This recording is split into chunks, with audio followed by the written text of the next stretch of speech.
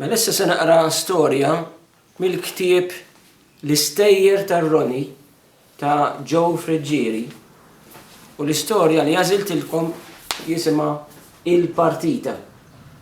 Fir-raħal tar-Roni, il-logħob tal-ballun kellu tradizzjoni twila.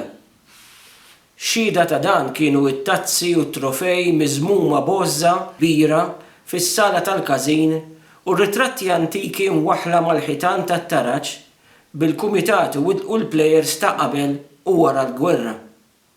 Hemm bejgastri u aspedistri, midalji, bibien tal-kewba u kolonni tal-irħam, stendardi u vetrini, kont tara ġenerazzjonijiet sħaħ ta' presidenti, segretarji, teżoriera u membri oħra tal-kumitat, l-uffiċjali ewlenin bil-qiegħda ma' ġenb il-President, l-oħrajn bil-wieqfa warahom, kollha bl-aħjar ilbies u bħarsa li ma tħallilek l-ebda dubju dwar is-serjetà li biha kien jitmexxa fi żmien il-każin tal-futbol tal-Balaklava Bloodhounds.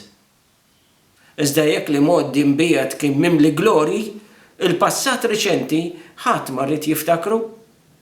Wara tilwima bejn il-kumitat u l-plejers, it-tim tilef 4 partiti infila u salva b'xara fl-aħħar.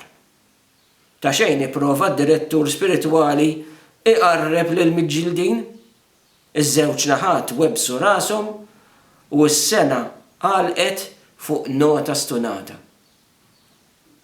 Wara l-maltemp jiġi l-bnazzi. Fil-laqgħa ġenerali annwali, il-kumitat irriżenja en blokk u nħatar kumitat ġdid magħmul minn nies b'idejat friski, mimlijin entużjażmu u lesti għax-xogħol. Tela fuq kollox u fuq kulħadd president li kellu l-flus, li malajr sewwa l-inkwiet mal-plejers u xtara oħrajn ġodda minn barra l-post. Bekk it-tim tieb u s-saħħaħ u wasal għall-aħħar logħba ikkargat biex jirbaħ l-unuri wara aktar minn 20 sena fil-limbu tal-medjokrità. Inserta li l-aħħar logħba kellha tkun mat-tim tar-raħal ġar, il-Honolulu Yellow Brigade, li għalkemm ma kellhom l-ebda tama li jirbħu l-kampjonat, xorta waħda fetħu l-aptit bil-ħsieb li jistgħu jħassru l-festa tar-rivali antiki tagħhom. Il-partita għalhekk li minn dejjem kienet meqjusa l-aktar waħda importanti fil-kalendarju sportiv taż-żewġ każini, dis-sena qajmet interess speċjali. Issejħet laqgħa fil-każin tal-Bloodhounds li fiha s-segretarju u l-President għamlu diskorsi twal biex iħeġġu lis-supporters jattendu biħġarhom u jagħmlu l-qalb lill-plejers. It-teżorier ġabar kemm ġmiela mill-bejħ ta' brieret, souvenirs u bnadar bil-kuluri tat-tim, waqt li d-direttur spiritwali fisser mill-ġdid li l-messaġġ tal-motto tal-klabb kien per ardua ad astra. Iebsa u mimlijin ostakli kienet it-triq li waslitna hawn, imma l-istilel tar-rebħ qed ileqqu fil-qrib. Imbagħad saret berih ta' set flokkijiet u qliet ġodda ġentilment mogħtija b'xejn mid-ditta tal-Qubbajt International Nougat Corporation li kellha dritt tistampa l-inizjali tagħha fuq kull oġġett użat mill-klabb. Il-laqgħa għalqet bid-daqq tal-innu miktub apposta l-okkażjoni minn wieħed mill-poeti żgħażagħ tal-każin Salvatore Kutajjar, Karfusu, u mmużikat mis-surmas tal-banda ta' fuq Konstantino Eugenio Zarb Mużika LCM, magħruf aħjar bħala kustant tat-tromba. Kulħadd ammira s-sentimenti nobbli tal-innu l-ġdid li kien jiftaħ bil-kliem warbulna ħanaddu żululna min-nofs u jagħlaq bir-ritornell iddispraw, iddannaw, Balaklava jiskurjaw, aħna llum bir-raġun sirna ċ-champions tal-ballun. Irrepetew 6-7 darbiet sakemm kulħadd talmu bl-amment u ħareġ ikantaħ fit-triq. Sebaħ il-ħadd jum il-partita Wara l-qudiesa fl-oratorju tas-sagrament, 9 privates mobbija saru ħommhom ħarġu serbut mir-raħal fost il-briju tal-banda, il-ħruq ta' Suffarelli u tfaqqih tal-musketterija minn fuq il-bejt tal-każin. Ir-Ronnie mar magħhom u ħamijaw lit-tewmin. Doris martu xejritilhom bil-maktur mill-gallerija. Mat-triq ir-Ronnie tħajjar joħroġ idu mit-tieqa biex idawwar iċ-ċuqlajta. Imma x-xufier waqqaf daqqa, niżel għalih u qallu li jekk jerġa' jagħmilha iqabżu għax hu ma rridx inkwiet. Fil-privates l-oħra kulħadd kienet idawwar iċ-ċuqlajta.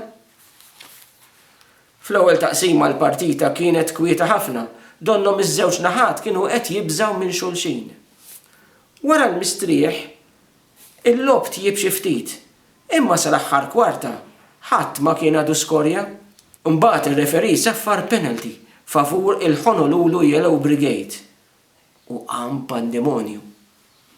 Il-plejers ġew fl-idej, il-pulizija ta' kontra l-verlijiet daħlet fil-ground bil-klieb, l-elmi u it-tarki u l-lembubi biex tipproteġi l-referi. Wieħed mill-linesmen għata nifsu jiġri wara tifel li seraqlu l-bandiera. Ieħor daħal fid-dressing room iżomm il-qalziet. Għamet ukoll battalja fost is-supporters. Xita ta' ġebel niżlet fuq il-Balaklava Bloodhounds li rispondew bil-larinċ, il-mandolin u l-lanet tal-birra.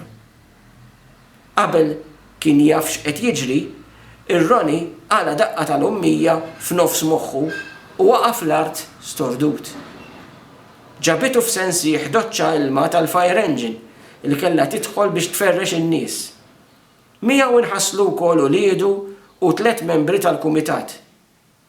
L-oħrajn raw x'kien ġej u ħarbu. Il-partita tħassret u n-nies marret lura lejn il-privates. Daqqejta ċuqlajta! Qallu x-xufier lir-Ronnie x'kien raħ imxarrab minn rasu sa saqajh. Araba minn sejjer, kompla jgħidlu. Għax miegħi kif int ma tistax titla' żgur. Ir-Ronnie ħar ikba mal-assistent teżorier. It-tfal żammhom f'ħoġru wieħed law u l-oħra lem. Sakemm waslu ma qalux kelma. Kif qam biex joħroġ mill-karozza, ir-Ronnie ra l-għadira li ħalla taħtu u laqlaq apoloġija. Lejlek kien jonqosni, qallu l-assistent teżorier. Inżel! Fuq ir-radju, il-kummentatur sportiv kien qed jgħid li l-klabb tal-Balaklava Bloodhounds kien ġie sospiż mill-logħob għal 4 snin. L-istuppini nstemaw faqqaw fuq il-bejt tal-każin tal-Honolulu Yellow Brigade. U hemm tintemm l-istorja tagħna.